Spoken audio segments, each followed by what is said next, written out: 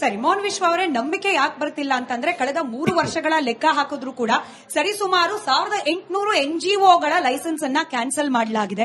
ಅನೇಕ NGOಗಳಿಂದ ಬರ್ತಿರುವ ಆಕ್ಷೇಪ ಏನು ಅಂತಂದ್ರೆ ನಮ್ಮ ಲೈಸೆನ್ಸ್ ಅನ್ನು ಯಾಕೆ ಕ್ಯಾನ್ಸಲ್ ಮಾಡ್ತಿದ್ದಾರೆ ಅನ್ನೋದಕ್ಕೆ ಸೂಕ್ತವಾದ ನಮಗೆ ಕಾರಣವನ್ನೇ ಕೊಡ್ತಾ ಇಲ್ಲ. ಈಗ FCRA ತಿದ್ದುಪಡಿ ಆದ್ಮೇಲಂತೂ ಅದು ಒಂದ್ ರೀತಿ ಸರ್ ಹೇಳ್ತಾ ಇದ್ದಾಗ ಆರ್ಬಿಟ್ರರಿ ಆಗೋಗ್ಬಿಡುತ್ತೆ. ನೀವು ಲೈಸೆನ್ಸ್ ಬೇಕಾದ್ರೂ ಸಸ್ಪೆಂಡ್ ಮಾಡಬಹುದು, ಆಸ್ತಿ ಬೇಕಾದ್ರೂ ಮುಟ್ಕೊಳ್ಳಿ ಹಾಕೊಳ್ಬಹುದು. ಅಲ್ಲಿ ನಮಗೆ ಸೇವೆ ಉದ್ದೇಶ ಇದ್ರೂ ಕೂಡ ಸೇವೆ ಮಾಡ್ಲಿಕ್ಕೆ ಅವಕಾಶ ಕೊಡದೇ ಇರೋ ರೀತಿಯಲ್ಲಿ ಮಾಡಿಬಿಡುತ್ತೆ ಕೇಂದ್ರ ಸರ್ಕಾರ ಅನ್ನೋ ಅಪನಂಬಿಕೆ ಆರೋಪ. ಮೋಹನ್ ಅವ್ರು ಹೇಳೋದಕ್ಕಿಂತ ಮುಂಚೆ ನಾನು ಒಂದೇ ಲೈನ್ ಹೇಳ್ಬಿಡ್ತೀನಿ. ಈಗ ಯಾವುದು ಡೆಸಿಗ್ನೇಟೆಡ್ ಅಥಾರಿಟಿಗೂ ಅಥಾರಿಟಿ ಸಿಗೋದು ಬರೀ FCRA ಇಂದ ಬಂದಿರೋ ದುಡ್ಡಲ್ಲಿರುವಂತ ಆಸ್ತಿಗೆ ಮಾತ್ರ. ಆ ಸಂಸ್ಥೆ ಈಗ ನಮ್ಮ ಕೋ ಪ್ಯಾನಲಿಸ್ಟ್ ಅವ್ರು ಹೇಳ್ದಂಗೆ ಎಲ್ಲಾ ಆಸ್ತಿನ ಗುಳುಂ ಮಾಡ್ಬಿಡ್ತೀವಿ ಅಂತಲ್ಲ, FCRA ರಿಲೇಟೆಡ್ ಮಾತ್ರ.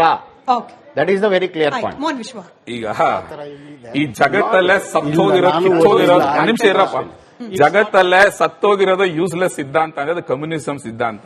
ಯಾವ್ಯಾವ ದೇಶಗಳು ಸರ್ವನಾಶ ಆಗೋಗಿದೆ ಅಂತ ಹೇಳ್ಬಿಟ್ಟು ನೋಡ್ಬಿಟ್ಟಿದೀವಿ.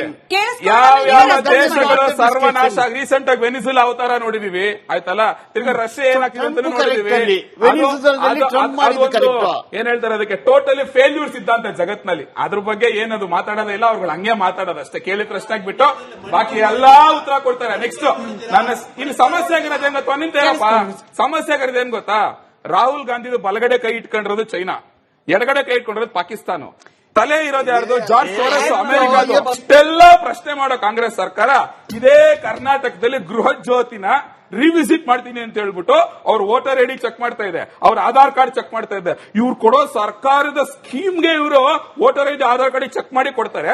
ವೇರಸ್ ಕೇಂದ್ರ ಸರ್ಕಾರ FCRA ನಲ್ಲಿ NGOಗಳ ಕೆಳಗಡೆ ಇರುವಂತ ಟ್ರಸ್ಟಿಗಳದ್ದು ಆಧಾರ್ ಕಾರ್ಡ್ ವೋಟರ್ ಐಡಿ ಕೇಳ್ಬಾರ್ದಂತಪ್ಪ. ಇದು ಯಾವ ನ್ಯಾಯ ಇದು? ವಕೀಲರು first of all common sense ಇಟ್ಕೊಂಡು ಮಾತಾಡಬೇಕು. ಫಾರಿನ್ ಕಾಂಟ್ರಿಬ್ಯೂಷನ್ ಅಂದ್ರೆ ಫಾರಿನ್ ಡೊನೇಷನ್, ಫಾರಿನ್ ಇನ್ವೆಸ್ಟ್ಮೆಂಟ್ ಅಂದ್ರೆ ಫಾರಿನ್ ಇನ್ವೆಸ್ಟ್ಮೆಂಟ್.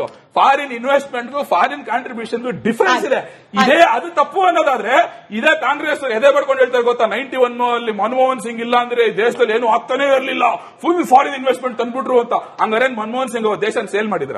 ನಾನ್ ಹೇಳಲ್ಲಪ್ಪ,